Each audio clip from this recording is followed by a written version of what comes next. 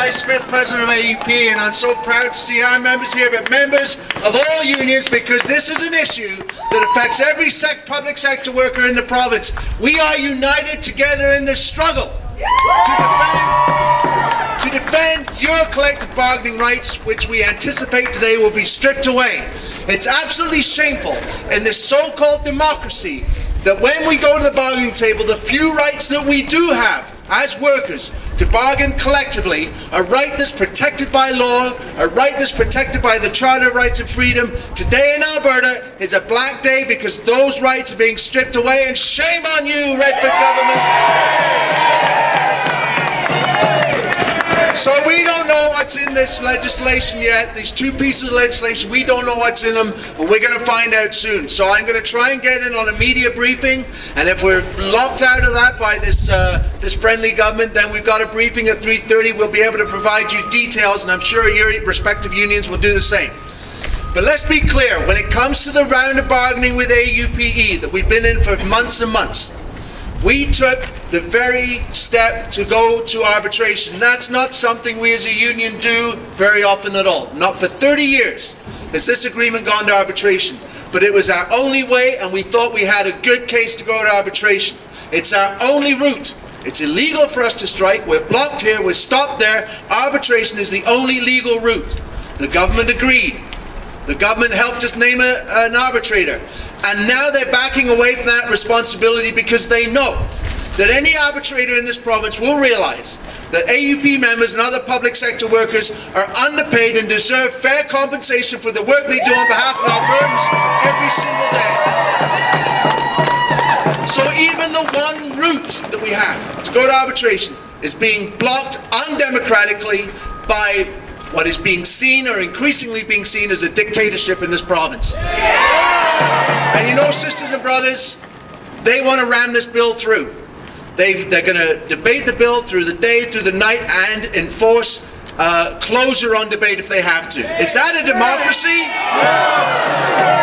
So they will ram this bill through, to the shame of them and to the detriment of public sector workers in this province. But we will continue to organise, and we will never forget.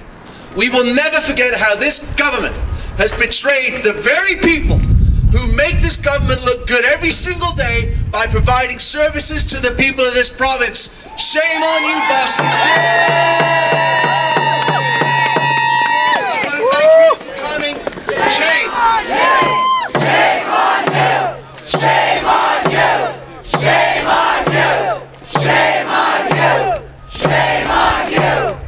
Shame on you! So while this bill is being debated, and we know it's going to start debate at 4:30 tomorrow, we want more people here. We want to show the government of Alberta, the public sector workers, the people who proudly and diligently and professionally provide services to the people of this wonderful province, that we will not roll over and just take it, that we will be out here protesting every single day they are debating this bill, because we stand up for democracy, we stand up for workers' rights, we stand up for quality service to the people of this province. All of the things that this government's trying to take away, we stand up for, and we will not quit standing up for our own rights and the rights of the people of this province until this government is thrown out. So thank you for coming. Look for notices to keep coming back. We want more and more people tomorrow evening. I'm going to go inside now. We're going to try and get into that media briefing. I don't know, Gil, if you want to speak. So it'd be a great pleasure for me to turn over the mic to the President of the Alberta Federation of Labour, Brother Gil McGowan. Thanks, Guy.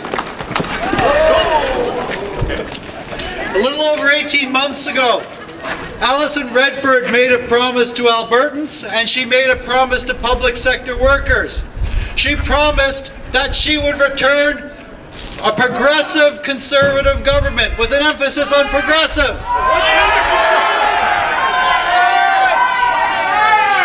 What we've learned today, and what we'll see over the next few days as this government uses its majority to ram through a draconian piece of anti-union legislation, what we'll learn is that her promises are worthless. So Alison Redford has broken her promises. You know what? She's also breaking the law. She's breaking the law by bringing in legislation that will ignore the constitutional rights that workers in Alberta and in Canada have to bargain collectively. This is a right that's recognized in the Canadian Constitution. The Supreme Court has said collective bargaining is protected by the Constitution, and they've gone further than that. They said it's not only recognized by the Constitution, that this right to associate is only legitimate if we can actually go to the bargain table and bargain in good faith. This is a government that is bargaining in bad faith and ignoring the laws of the land. So not only is she breaking promises, she's breaking the law. Throw her in jail. What they plan to do over the next couple of days is shameful. It's unfair, it's uncalled for, and it's illegal. It's unfair because this is a province that's characterized by prosperity. We're not just the richest jurisdiction in Canada, we're one of the richest jurisdictions in all of North America. If there is a province in this country that can afford to treat its public sectors with fairness, it's Alberta. So shame on her. And have you heard how they're justifying this draconian law? They're saying that they have no choice because they have to pay the bills that they accrued in response to the floods in southern Alberta. I don't know about you, but who was it who was helping people during that flood and cleaning up after it and helping repair the damage? It was public sector workers. It was firefighters, it was police, it was healthcare workers, it was municipal workers. And 6 months ago, when the public workers were on the front line, we're dealing with an unprecedented disaster in this province. Public sector workers were being lauded by the Premier. She put her arms around public sector workers and thanked them. And what is she doing now? She's picking their pockets. And you know what they say? They say that they're going to hold the line with a wage freeze. But let's be clear, brothers and sisters. A wage freeze for 3 years is not holding the line in a province where the cost of living continues to mount. Our researchers at the Federation of Labour have been crunching the numbers.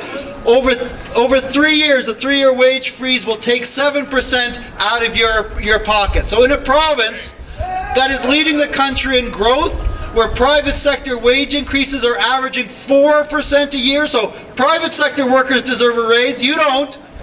So at the same time that our province is growing, the private sector is growing, corporate profits are booming, they seem to have enough money to hand out handouts to corporations and tax cuts and royalty giveaways. At the same time, all this wealth is gushing out of the ground from resources that we own collectively.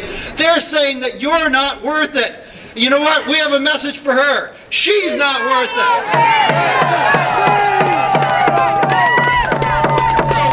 We're going to be here today, we're going to be here this afternoon to see that legislation introduced. We're going to learn what it says. We're going to come out here and tell you in detail what they're planning to do to you and your workplaces, your brothers and sisters. And on behalf of the broader labour movement and all the 29 unions under the banner of the Federation of Labour, I just want to make it really clear. This is our priority. This is our priority today. This is our priority for the next week, the next month, until we get fair legislation, until we get this government back to the bargaining table. And you know what? I've got a message for this government. They might push, they might insult, they might demean our public sector workers, but we're going to remember and we're going to fight. We're going to meet them at the bargaining table, we're going to meet them at court, and we're going to see them at the ballot box. Thank you very much. Okay, our next speaker is the first Vice President of the United Nurses of Alberta, Jane Sustrick. Our President is in there listening to what's going on now. Right, here we are again, standing here fighting for our democratic right, our right for free collective bargaining. Yeah, our forefathers built this province, and we're the working people that are keeping this province. Right on. Yeah. And so they decided it's an all-out assault on us. First, they're going to kick us on the right side and hit our pensions. And when they can't suck enough out of that rock, they're going to kick us on this side and take away our free collective bargaining. This is a government that doesn't care. They've shown no caring whatsoever. We were in negotiations this morning. Our negotiations team is here meeting with Alberta Health Services. They don't even know about this. Can you believe that? The right hand doesn't know what the left hand is doing. The government's marching to their own tune. They're not listening to the people. Now's the time. Now's the time, people. We've got to stand up now, rally our troops, and say enough. This is our province. We're taking it back. Thank you very much. And now, we'll introduce from Health Sciences Association, Kelly Garland. Thanks, Jane. Our president's out of town today, so I'm speaking on behalf of our members and the public in general, actually.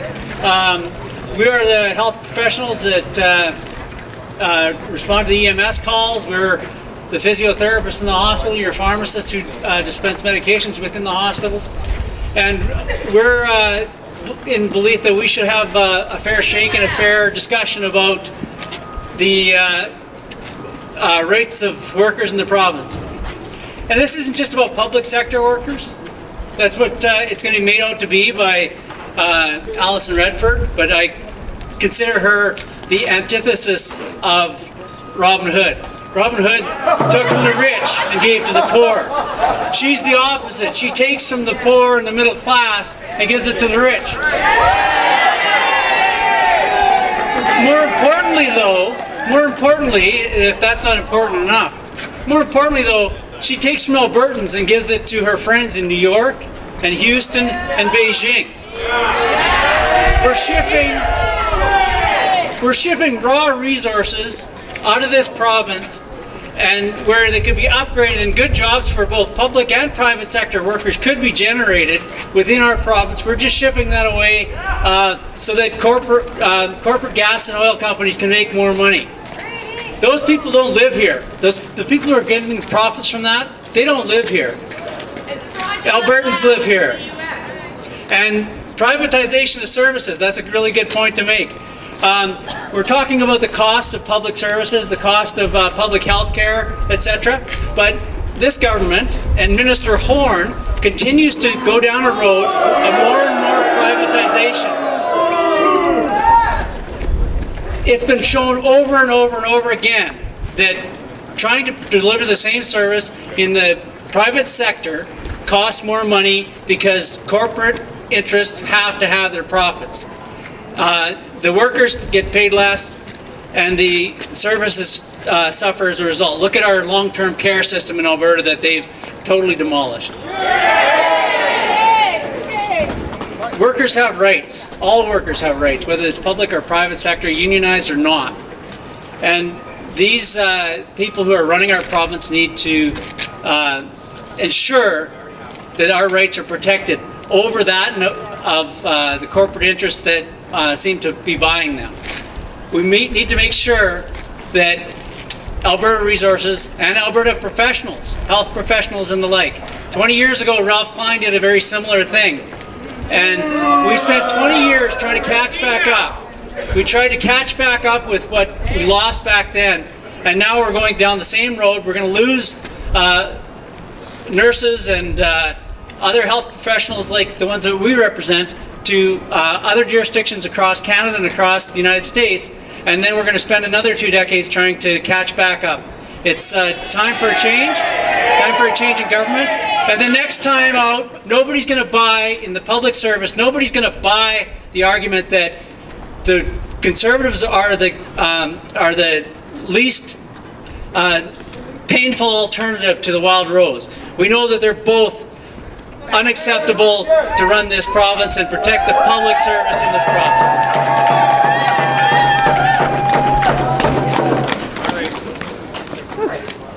Last speaker, so I'll make it short. No, not last speaker? Okay. Friends, we're here today. We're here today to talk about one, broken promises. Money given to large multinational corporations. That was not the promise that was made to us by this government. but now they're breaking promises. The other thing that's happening too, we're here today to defend our rights and freedoms. Rights and freedoms that the United Nations has recognized. But this government in there will not recognize those rights and freedoms.